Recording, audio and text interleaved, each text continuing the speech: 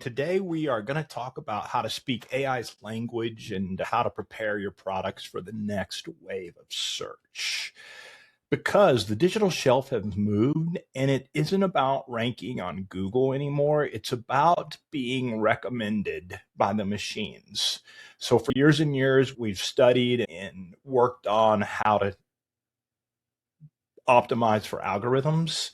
And now we have to start thinking about how to optimize for machines and agents and large language models, because it's no longer 10 blue links. This is ChatGPT, and you can see that I'm looking for an allergy relief because it's springtime here in Colorado. I found Wish Garden Herbs Kick-Ass Allergy, and I've got various ways that I can buy it, including their website. I can get delivery via Instacart, or I can go to Amazon.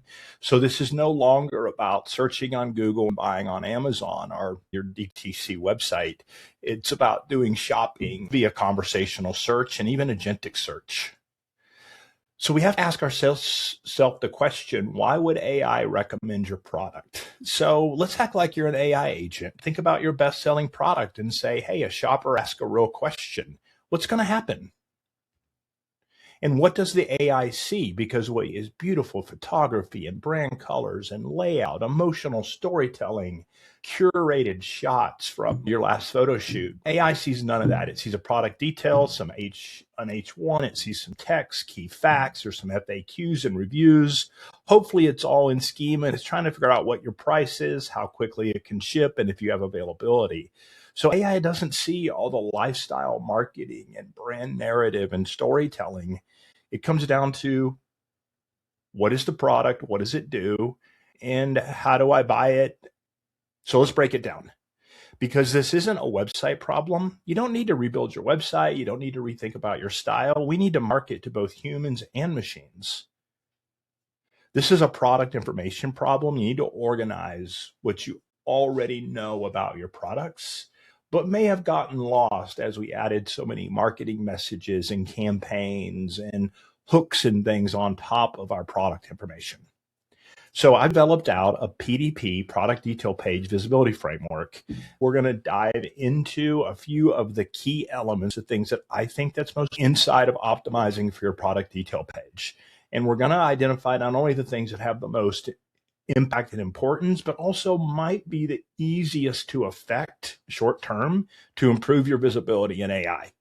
What we're going to talk about is the product clarity, the first 50 to 100 words that you have, the key facts about the product, and then we're going to get into FAQs, and particularly the things that need to be answered before a human adds to cart or a machine makes a recommendation.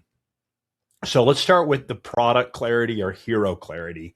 If you're going to establish this type of clarity for one of your hero products, you need to pivot from what works in marketing and for humans, which is more like a herbal storytelling in this case. Where was it foraged? What does it do? How do the herbs interact? To being very fact loading and functional, because AI and some humans do this top-down hierarchy of, does it work? Does it work for me? How do I get it? How much does it cost? Before they read or absorb or get into that brand narrative. So here's an example of what that would look like with product clarity. It's a liquid herbal tincture designed to provide immediate relief from seasonal histamine responses. All right, that sounds what I'm looking for, including itchy eyes, sneezing, and sinus congestion. And then unlike other capsules, it acts fast. And you can read on further, but this is front loading, differentiating facts against other solutions in the product category or even in the world to help AI and humans understand what it is, what is the product, and what does it do. So after that, after you've established that, there's often follow-up questions. Think about anytime you're in a conversation, you are doing shopping. Now that I think this product, it might work, like in a store, you might pick it up and hold it and read the label. You might do some research. So this is where key facts come in right behind the product, the hero product clarity. So there's 4 things that I'm looking for when we talk about key facts, however you lay them out. And often in a Shopify or e-commerce store, you'll see these things on the right-hand side underneath the product title, and I'm looking for 4 very specific things. Pack signal, what exactly am I buying?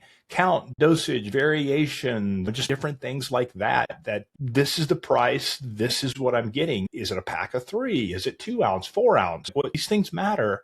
What exactly is going to get shipped?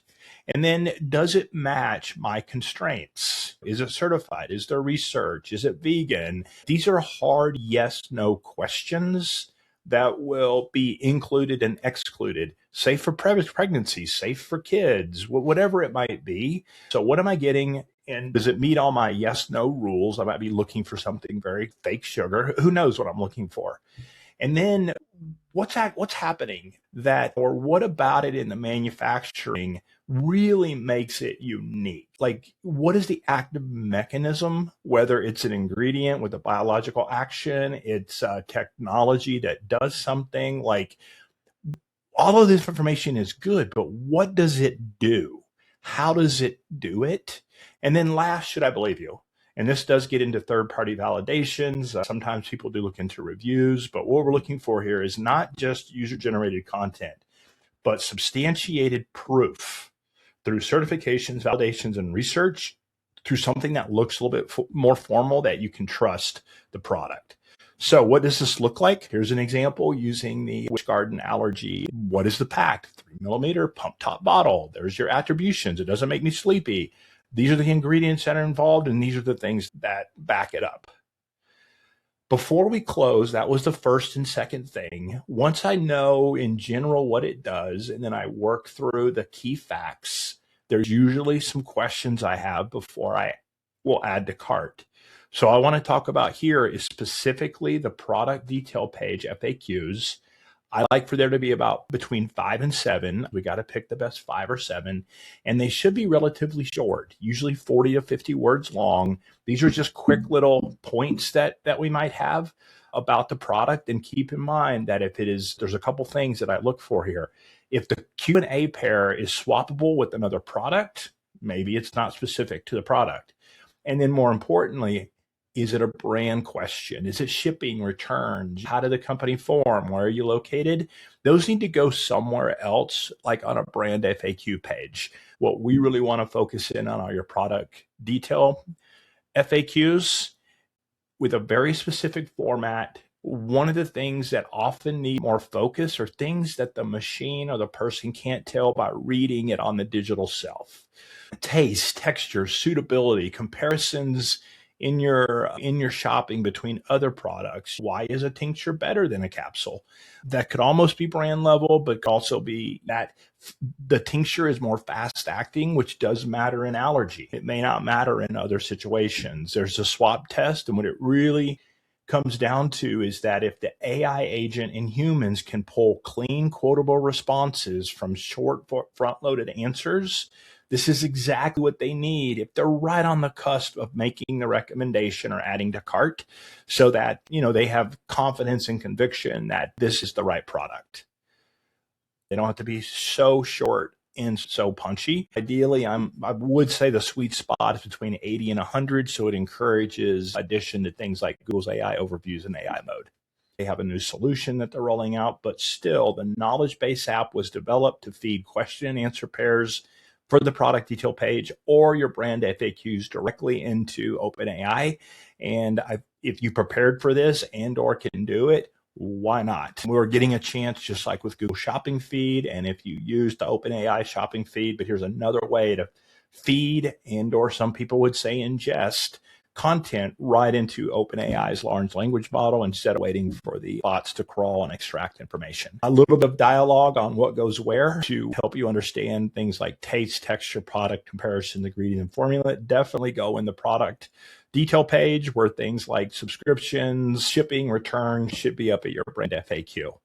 So your product data becomes your pitch, and the brands that learn how to structure their information, both for humans and for machines, to make sure that you're getting those data points right on your product detail pages, will have an advantage going forward. And it's a little more complicated than just updating a couple aspects of things on your product detail pages. We often find that we might be creating different meta fields in your product catalog that go in different directions and show up in different places, because you not only have product detail pages on your website, but you have them through retailers and partners, and you also have affiliates and influencers out there. Plus you have things like Amazon and Etsy, or just different things that might be going on with your product data across the entire ecosystem. Here's some things that you can do in the short term. Check your schema, rewrite one product. That's stuff you can do right away. Work on the knowledge base app in the next month. Review your brand FAQ page. Work through your top products. So maybe look at all the titles and maybe some of the product clarity across a wider range. And as you go into the future and start thinking about what you can do in the next quarter, it does become more expansive. But if you make this a focus, one of the core pillars of your organic and visibility strategy, and I view that as your product catalog, blog posts, including recipes, potentially pages.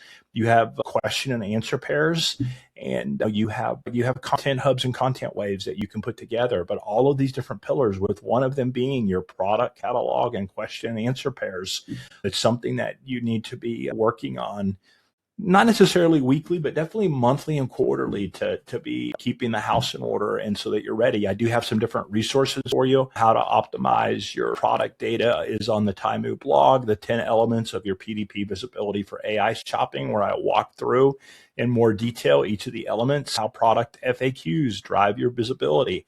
There's different resources you can use. I also have built out the visibility rubric so that you can have a scoring system before and after. And that is a custom GPT that has been written by CMO Charlie that is available on ChatGPT. And CMO Charlie does have more tools available for your marketing ops, your AI ops for marketing. You can secret shop, get brand clarity, grade your blogs, understand NLP keywords, a lot of different things we've built out through the CMO Charlie. And CMO Charlie has some teammates that are now becoming agents. This is how my crew works. If I start with a PDP URL or anything that I'm going to optimize, whether it be a blog post, an article, a homepage, even a landing page, Charlie, Morgan, and Kai all help me do it. These are agents and AI tools that I've built to help brands review and publish more optimized content so that they get found online.